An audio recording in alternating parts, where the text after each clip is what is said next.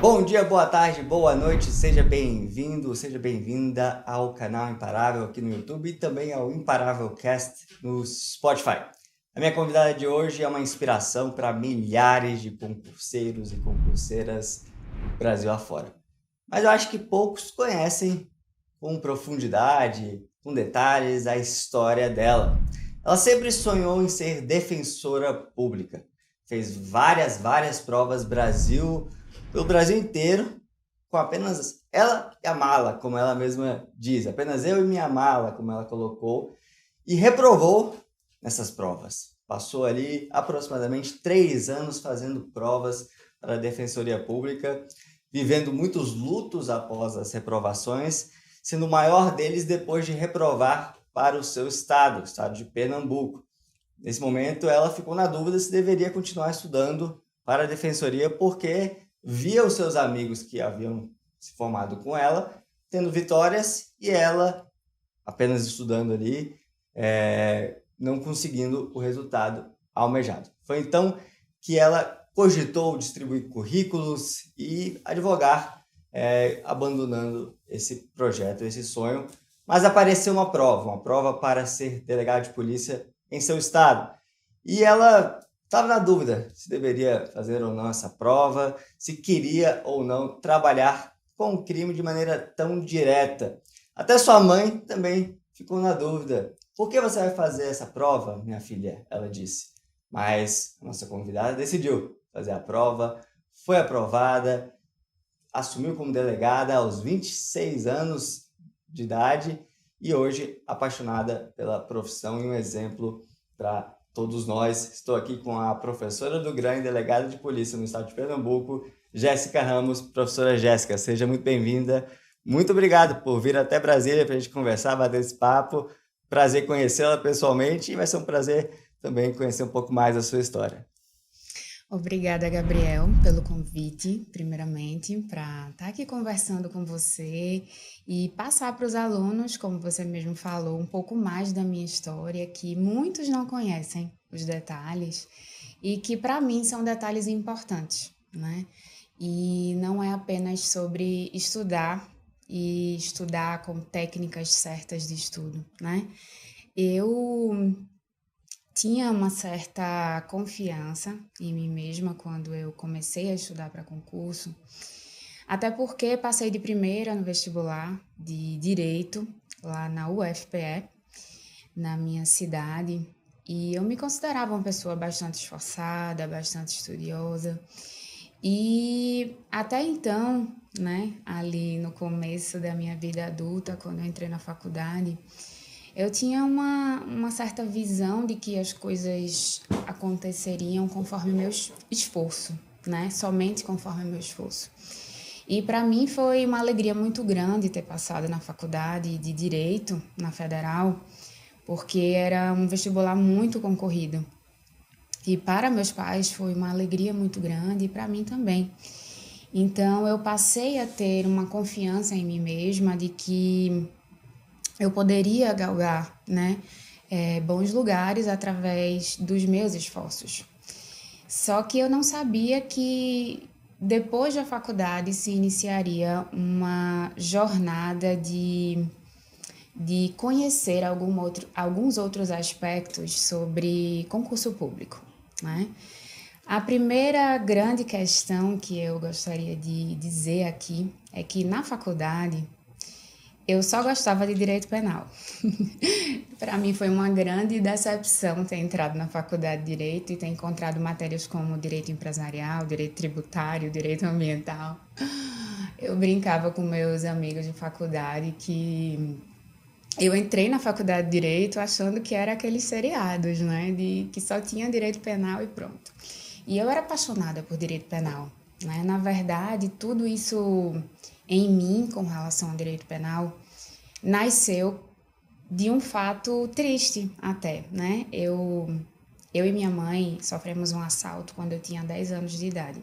Ela foi me buscar na casa de uma amiga minha em uma rua fechada. E eu era uma criança, basicamente, né? Eu nunca tinha tido nenhum contato com o mundo do crime. E nós sofremos esse assalto Minha mãe teve a arma colocada na cabeça dela. E aquele dia, para mim, eu tenho como se fosse assim uma quebra da minha inocência. E foi uma espécie de trauma que ficou, porque a sensação de impotência diante de um crime que a gente sofre é muito grande e eu era muito pequena, né? Então, isso que aconteceu na minha vida chamou minha atenção para essa área criminal. E eu cresci, né, estudei, fiz vestibular pensando em atuar nessa área criminal. Mas por que a Defensoria Pública e não Então, delegado de polícia, ou até mesmo a área de promotoria? Isso é uma coisa bem interessante, porque eu tinha muita vontade de atuar somente na área penal, e era o que eu amava, na verdade, né? Eu lembro que eu tinha alguns amigos na faculdade que também gostavam de direito penal e nós estávamos entre aqueles que tiravam as melhores notas apenas em direito penal. E eu tinha medo de lidar com o crime, sabe?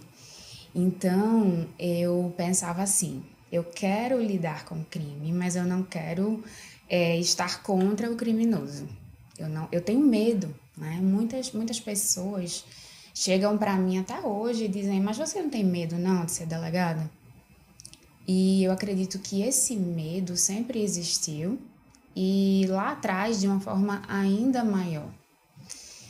E para uma mulher, ainda mais, né? Uma coisa que vem sendo quebrada muito recentemente. Mas o tabu sobre ser delegado de polícia, sobre estar enfrentando o crime de frente, ele existia com muita força até. E eu tinha muito medo de lidar com o crime de frente, né? Então eu pensava: eu quero defensoria, por quê? Eu quero trabalhar numa vara criminal, eu quero trabalhar no júri e eu vou estar, na verdade, do lado ali da pessoa que está sendo investigada, né? Vou organizar uma defesa criminal nessa área, nesse contexto. E aí você vê que tudo isso eu me pautando por uma espécie de medo, né? De encarar uma realidade tão direta com o mundo do crime.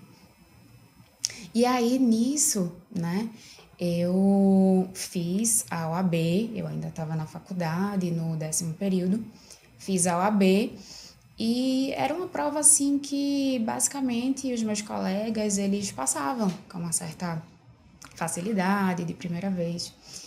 E lembro que eu coloquei OAB penal na segunda fase e justamente na minha vez caiu pela primeira vez um habeas corpus.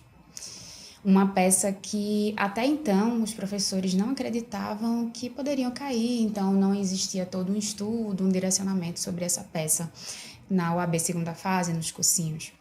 E caiu justamente habeas corpus e com isso eu e vários outros candidatos não conseguimos a pontuação e eu acabei sendo reprovada na UAB na primeira vez que eu fiz. Então, para mim foi uma espécie de susto, né? Porque eu tinha me preparado, passei na primeira fase, estudei como eu era acostumada a estudar e nesse momento eu já tinha aprendido muitas coisas sobre como estudar. Eu já tinha aprendido a renunciar coisas, técnicas de estudo, então para mim foi um baque, né? O primeiro baque não passar na OAB. E aí, bom, ficou aquela interrogação para mim.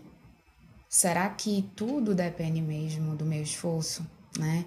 E eu, como cristã desde pequena, eu comecei a perguntar a Deus por quê que às vezes uma reprovação chega sem que você exatamente tenha merecido aquilo, né?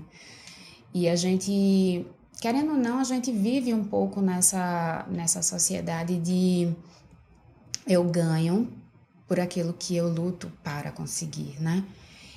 E a gente costuma, às vezes, tirar da equação a vontade de Deus pra gente. E eu não sabia, mas eu estava prestes a viver uma experiência real com Deus durante os meus estudos para concurso, após formada. E quando eu me formei, eu ainda não tinha feito novamente a OAB, é quando eu digo que minha experiência real com Deus começou a acontecer também nos estudos para concurso, né? A gente fala muito sobre circunstâncias negativas de estudo, mas a gente fala pouco sobre as circunstâncias emocionais, espirituais e tudo que nos dá suporte para sentar e estudar. E eu lembro que eu comecei a entregar a Deus tudo o que eu fazia, como sempre, e comecei a dar o meu melhor. Isso foi o início dos estudos para a defensoria. Para a defensoria. Que aí podia ser em qualquer estado, qualquer ente da federação. Isso. Eu entrei para uma sala de estudo e tinha um defensor público lá do meu estado que estava estudando para outras carreiras. E ele foi um grande incentivador, né? Ele me alertou, disse, Jéssica, daqui a uns 2 anos vai ter prova para a defensoria novamente. O efetivo é muito pouco e eu acredito que vão chamar muito. E isso me deu a grande ideia de estudar para esse concurso da defensoria, porque afinal de contas ele inclusive atuava na vara criminal como defensor público e eu me via muito fazendo isso como ele, né? E aí eu disse, poxa, é um concurso que ganha bem, uma carreira que vem crescendo, vem se igualando a outras carreiras, né? Eu não vou estar passando um risco e um perigo tão grande e vou ter ali o meu concurso, né? Vai estar tudo certo, um salário legal. E lembro realmente de ter tomado essa decisão de estudar para a defensoria, né? E nesse sentido, já mirando a defensoria de Pernambuco, que aconteceria dali a uns 2 anos, eu já fui começando a fazer defensorias, como se fosse uma espécie de preparação para esse dia que a defensoria de Pernambuco chegaria. E eu lembro de ter feito minha primeira prova, uns 6 meses depois de começar a estudar para concurso, né? Ver videoaula e tudo mais. Então, eu fui fazer na Paraíba, em João Pessoa, fui fazer minha primeira prova. Até minhas amigas da faculdade foram comigo, fizeram também. E eu não passei na primeira fase por uma questão. E aí eu fiz, poxa, isso é para mim, né?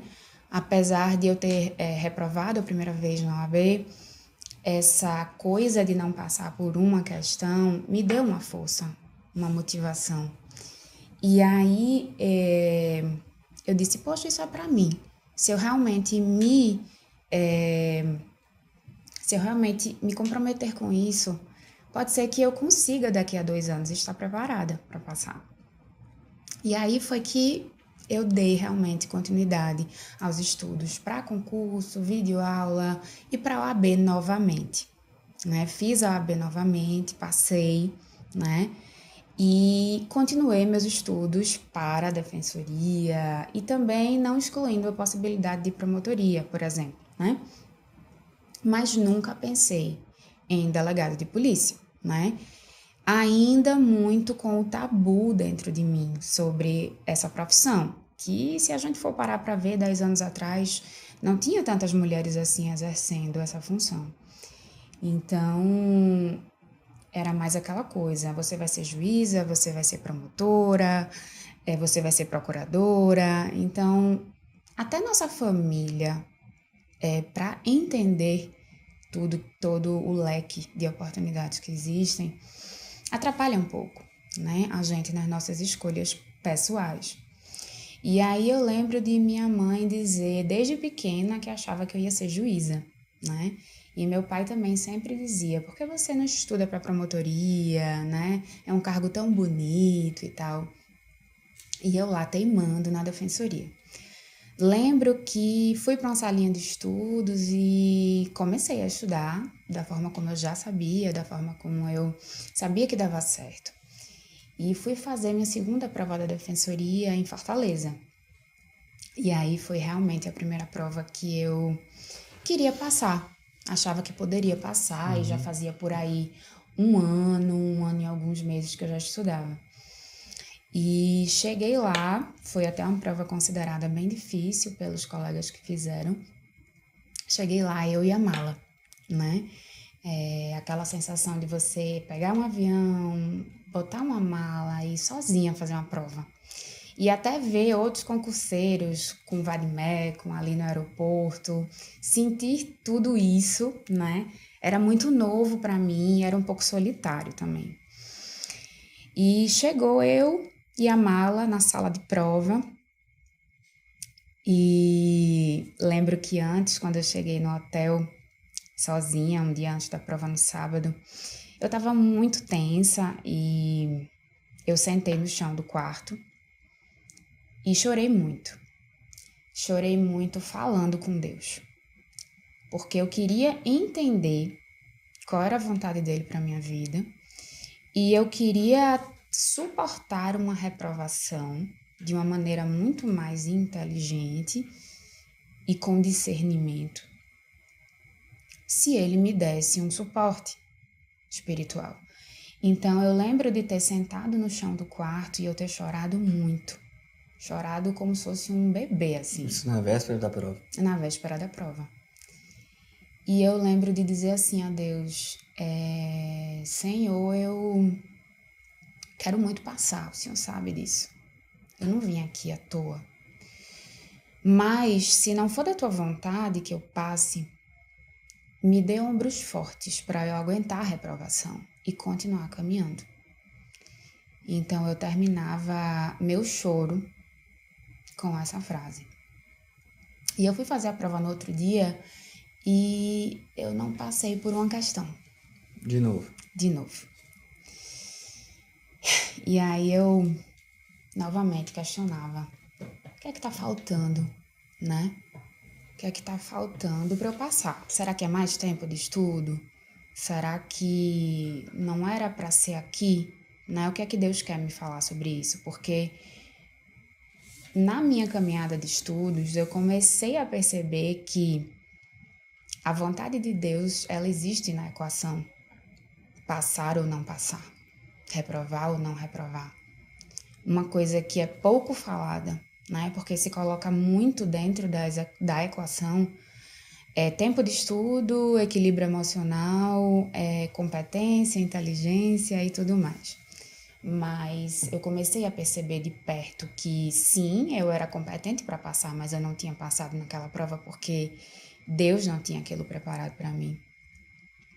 E aí eu comecei a perceber que aquela uma questão que faltava era uma espécie de cordinha que Deus me puxava para que eu continuasse estudando, para que eu continuasse acreditando. E ao mesmo tempo era um não é agora. E ao mesmo tempo dizendo sim, é para você continuar estudando. Não é porque você ficou, porque errou muitas questões, ou porque, sabe, eu quero te mostrar que você pode, que você consegue, só não foi dessa vez, sabe? E aí eu continuei estudando na salinha de estudo, tudo mais. E aí foi quando eu fui fazer a prova do Maranhão. Fui para São Luís do Maranhão e até minha mãe chegou a perguntar antes da prova: minha filha, o que é que você vai fazer no Maranhão? E eu dizia: não, mãe, eu vou fazer a defensoria porque eu quero ter essa experiência, eu quero tentar passar. E eu lembro no sábado, novamente fomos eu e a mala, né? Eu fui sozinha fazer a prova. E eu lembro que tinha uma faixa de areia, né? Uma praia na frente do hotel.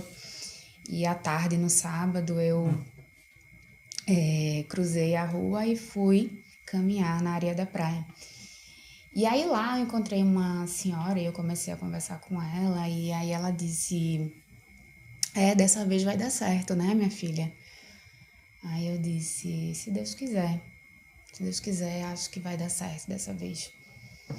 E aí eu ficava no meu coração: será que Deus quer? Será que Deus quer? Será que Deus quer? Né? Porque eu sabia que eu tinha feito a minha parte, sabe? E a gente deixar nas mãos de Deus o que vai acontecer é um desafio, pessoal. Sabe? Você se desgarrar de tentar fazer as coisas acontecerem de todo jeito. Porque não é assim que as coisas funcionam. E eu novamente fui lá para ver o que ia acontecer. E não passei por duas questões. E aí eu dizia, pô, eu tenho mais tempo de estudo, eu estudei muito, e agora parece que eu não passei por mais questões ainda, duas, né? Já tinha quanto tempo de estudo nessa época? Uns 2 anos? Tinha quase 2 anos de estudo. Bom, mas aí voltei para casa com mais experiências, mais acostumada até a viajar, fazer prova, voltar para casa, olhar minha posição lá no site e tal, né, ver o gabarito. E estava um pouco mais acostumada com isso tudo, né? E voltei a estudar normalmente. Depois de reprovar, você estudava imediatamente depois? Tinha um luto de um tempo? Não, até então, meu primeiro luto foi com relação ao AB, né? Da primeira vez que eu não passei. E eu passei 1 mês e meio sem estudar, depois que eu não passei na OAB. Porque eu lembro que eu fiquei decepcionada comigo, com Deus, com toda a situação. E passei 1 mês e meio sem estudar.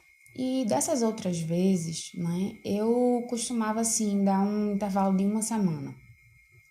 Uma semana eu resolvia outras coisas que ficavam pendentes e voltava depois de uma semana. Bom, mas aí teve a bendita prova de Pernambuco, né? Saiu o edital de Pernambuco e era aquele grande momento que eu estava esperando, né? Que foi o que o seu mentor te avisou 2 anos antes. Isso.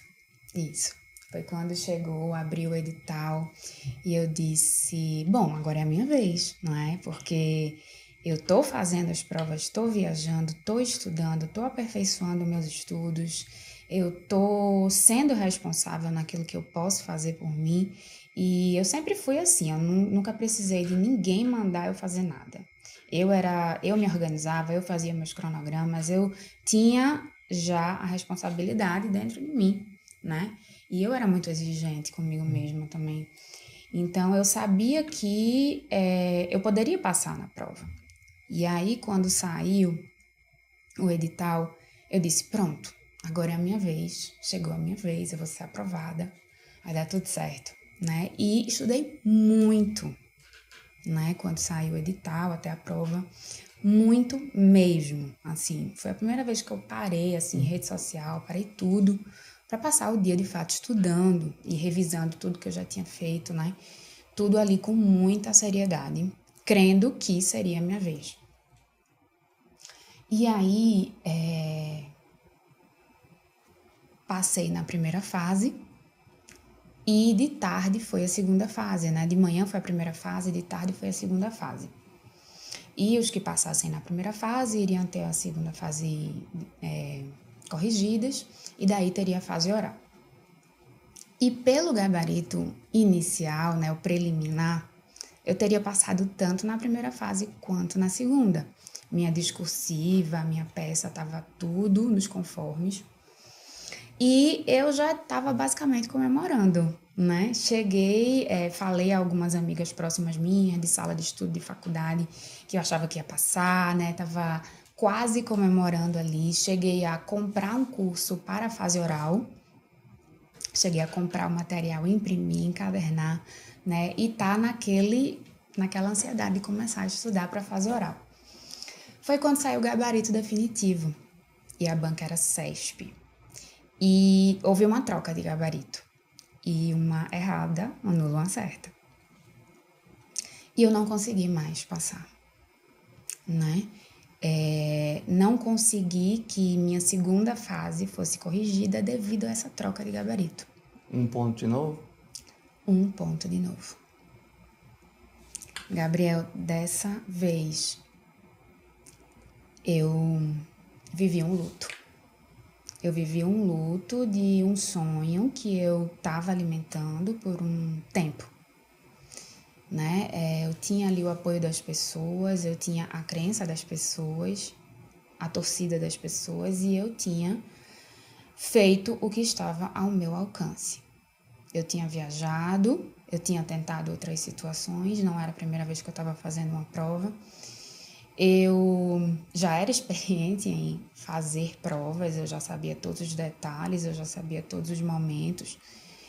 E eu já estava numa situação de lapidação. E não existia um motivo exato para eu não passar. Não tinha nada acontecendo que tivesse me tirado de tempo para estudar. Eu tinha estudado corretamente, sabe? O número de questões que eu já havia feito, já estava lá, sei lá, em 8.000 questões só no site. Então, assim, eu me sentia preparada e como é que por uma troca de gabarito eu não vou para a fase oral? Você pensou em desistir nesse momento? Eu pensei assim, Deus, eu tô cansada. Já faz 2 anos que eu só estudo. Já faz 2 anos que nos natais os familiares perguntam como é que tá a minha situação. Já faz 2 anos que eu vejo alguns colegas de faculdade advogando, comprando carro, morando sozinho, casando. Já faz 2 anos que eu sento todos os dias para estudar como se eu fosse um adolescente, sendo que eu tenho 25 anos. E eu queria ter a minha casa.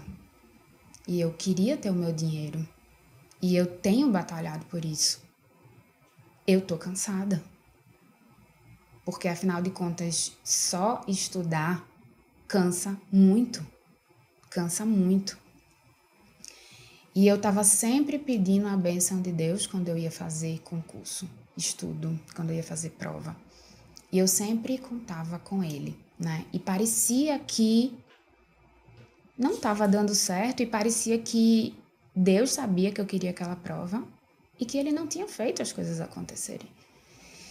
Então, eu lembro que eu chorei muito novamente. Muito, muito mesmo. Eu lembro de ter visto esse resultado na sala de estudo, ter voltado para casa no carro, chorando muito, com a vista completamente embaçada, sem condições nenhuma de dirigir, com medo de bater o carro, porque eu chorava muito.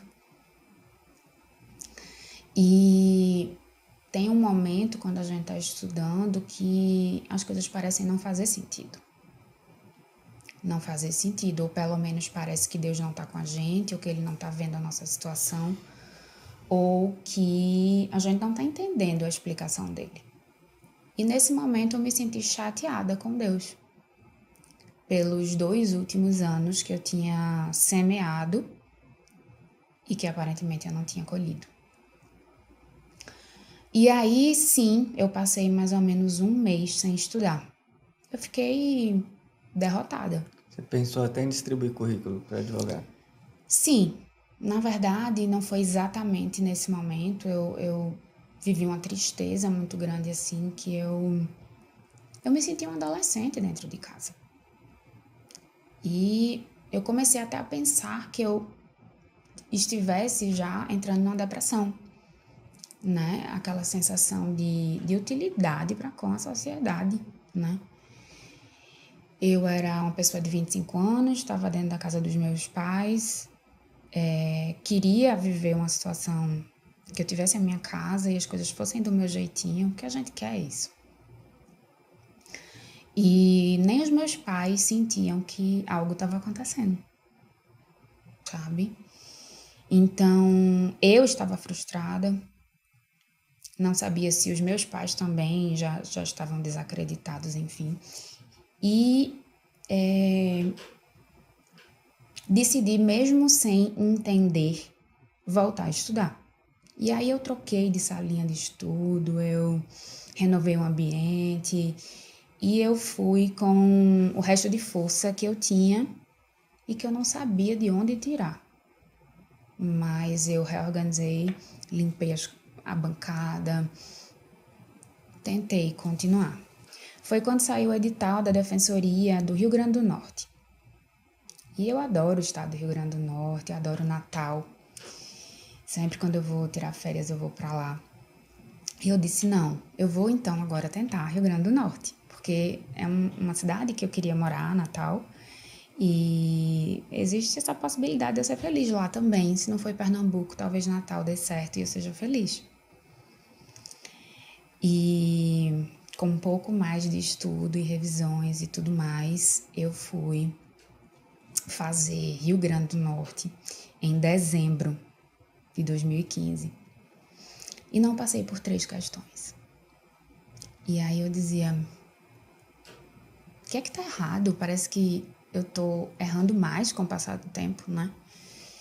E aí foi quando minha mãe disse, Jéssica, por que você não pensa no plano B? E assim, aquilo me feriu de uma forma, porque só eu e Deus sabíamos o quanto eu estava me dedicando para o plano A. E não demorou muito para que eu aparentemente concordasse com ela. E eu disse, mãe, eu não entendo os planos de Deus. Mas eu tô me vendo entrando numa depressão. Porque vai fazer 3 anos de estudo e eu não passei em nada. E ela disse, minha filha, distribua currículos em alguns escritórios e você vai conciliando os seus estudos com estar trabalhando também, advogando, para que você saia disso de estar só estudando. E eu considerei e cheguei a distribuir, acho que uns 2 currículos. E eu lembro que um deles entrou em contato para agendar uma entrevista e eu não quis ir. Eu não tinha o aval de Deus para que eu seguisse esse caminho. E eu busco na minha vida seguir os caminhos que eu sinto no meu coração o aval de Deus, a bênção e a permissão dele para que eu siga aquilo. E eu não sentia paz sobre isso. E isso foi em dezembro. Passou a virada de ano e eu disse assim, não, eu sei que vai ter o concurso do TJ aqui para Pernambuco, analista e técnico, e eu vou fazer para analista e técnico para ter alguma coisa aqui. E retomei minhas revisões, meus estudos para fazer para analista do TJPE, que estava para sair. Nesse meio termo, começou a notícia de que iria sair o concurso para delegado de polícia de Pernambuco. E eu acho que eu fui a primeira pessoa a me perguntar se eu iria fazer esse concurso, né? E aí eu pensei, Deus, eu nunca pensei em ser delegada de polícia. Primeiro que pode ser que eu morra em algum tiroteio e deixe meus filhos aqui. Não quero viver isso, eu não quero isso, eu não quero ter que andar armada, eu não quero...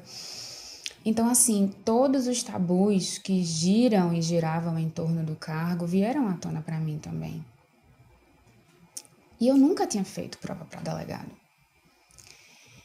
E, de repente, eu disse... eu vou me inscrever.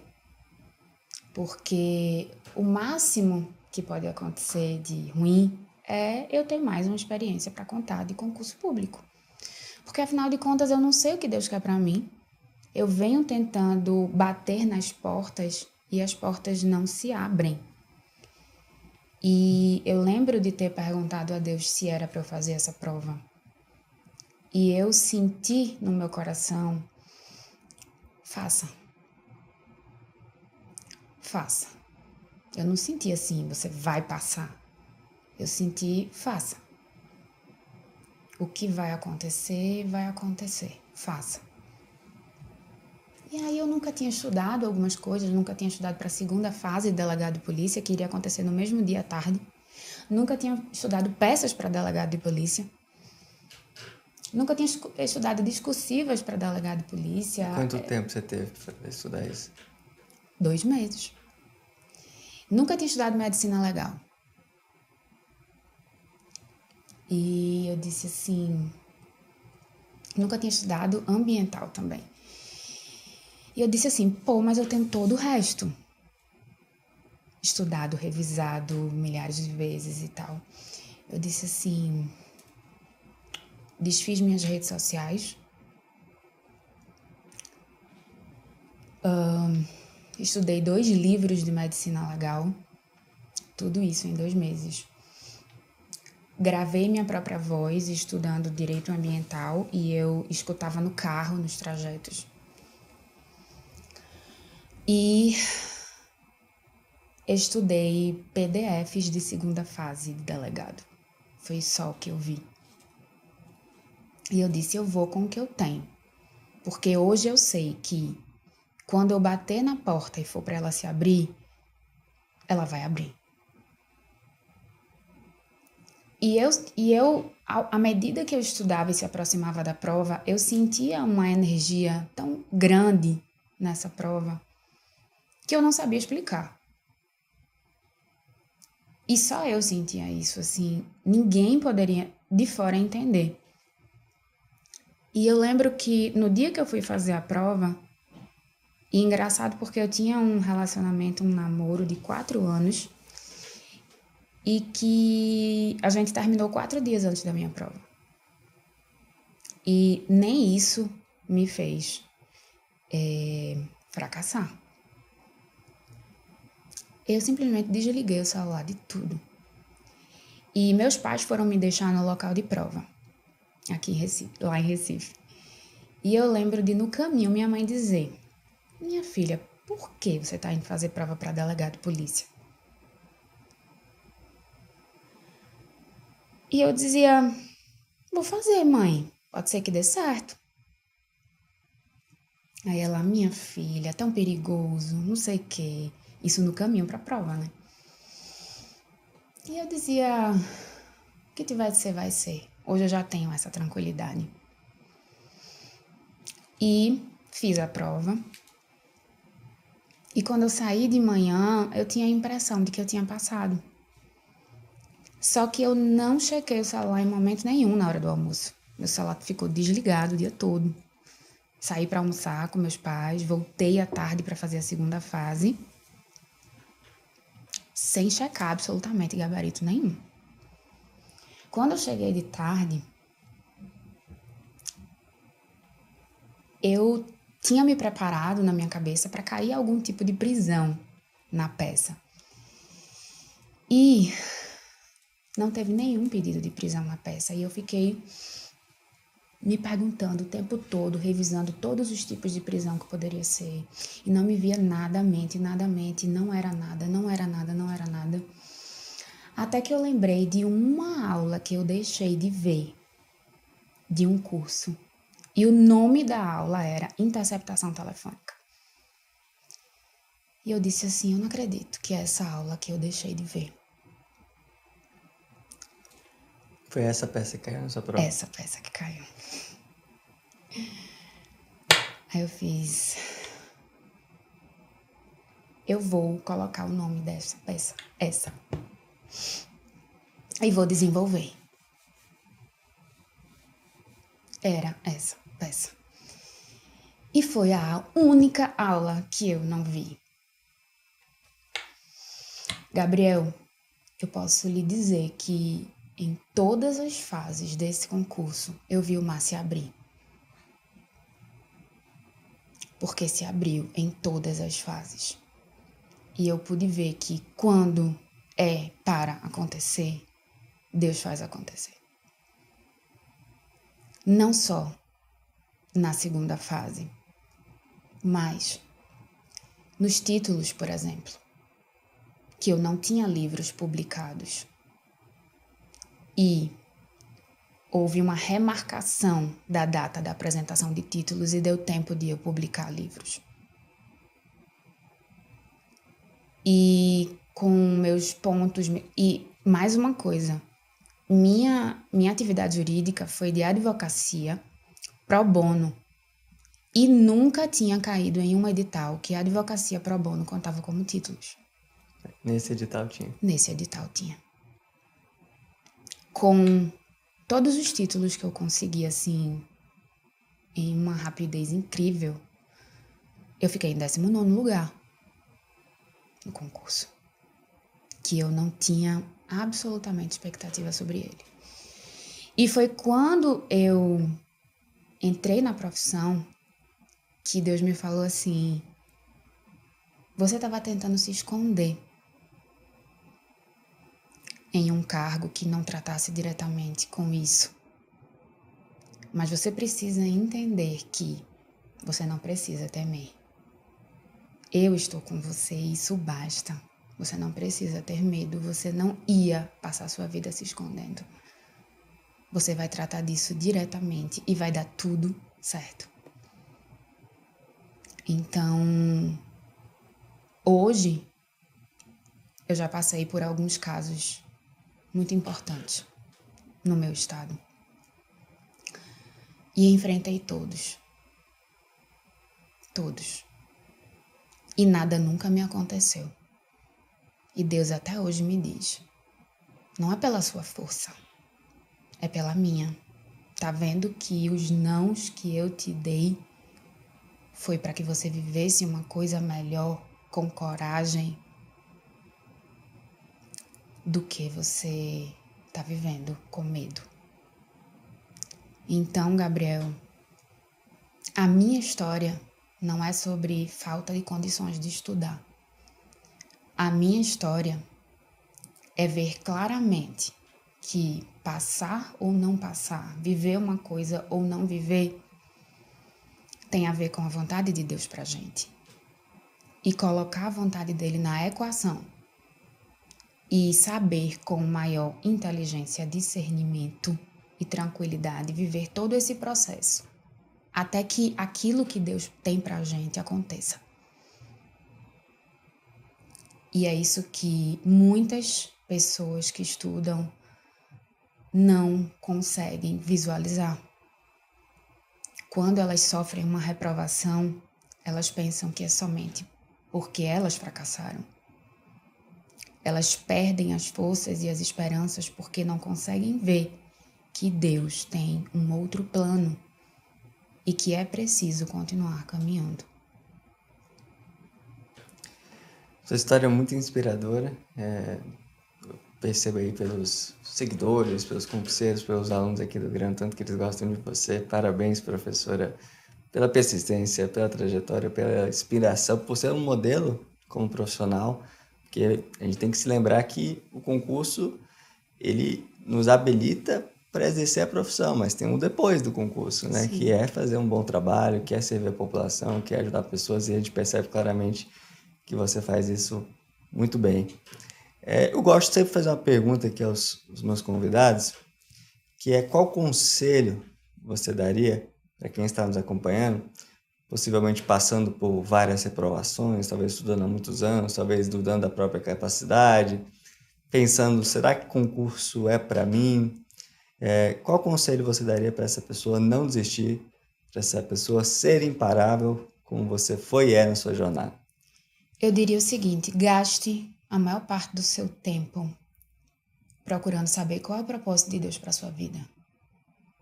Porque uma hora ele vai se cumprir. Se a gente não sabe para onde está indo, qualquer lugar serve. Mas quando a gente sabe quais são as nossas habilidades natas, colocadas por Deus em nós, e quando a gente tenta descobrir em qual lugar Deus quer que a gente fique, a nossa luta não vai ser em vão. Um dia sua vitória vai chegar.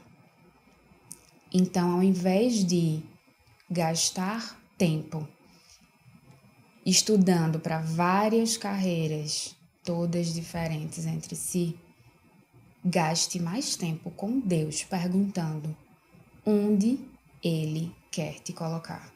Porque se Ele falar que quer te colocar em determinado lugar, Ele vai fazer acontecer. Então, você não vai ter trabalhado em vão, sejam quantos anos tiverem sido esse tempo de estudo. Muito obrigado, professora, pela conversa. Foi um aprendizado aqui ter esse bate-papo com você. Muito obrigada, Gabriel, pelo convite. E você, que é uma grande inspiração para todo o Brasil. Peço a Deus que abençoe a sua vida e eu honro pessoalmente a sua vida também, a sua vida e da sua família. Que você continue sendo essa inspiração, não só de profissional, como de pessoa, para todos dessa empresa. E é com muita alegria que eu faço parte do GRAM. E muito obrigado a você que nos acompanha aqui no canal. Deixe seu comentário, se você estiver acompanhando pelo YouTube, deixe seu like, ative as notificações, clicando aí no sininho para receber em primeira mão todos os vídeos, todas as conversas que trazemos por aqui semanalmente há mais de 5 anos. E se você está nos acompanhando no Spotify ou no Deezer, siga esse podcast, fique de olho ali, toda semana liberamos uma nova conversa às 19 horas, às quintas-feiras. Até a próxima, fique com Deus, tchau, tchau.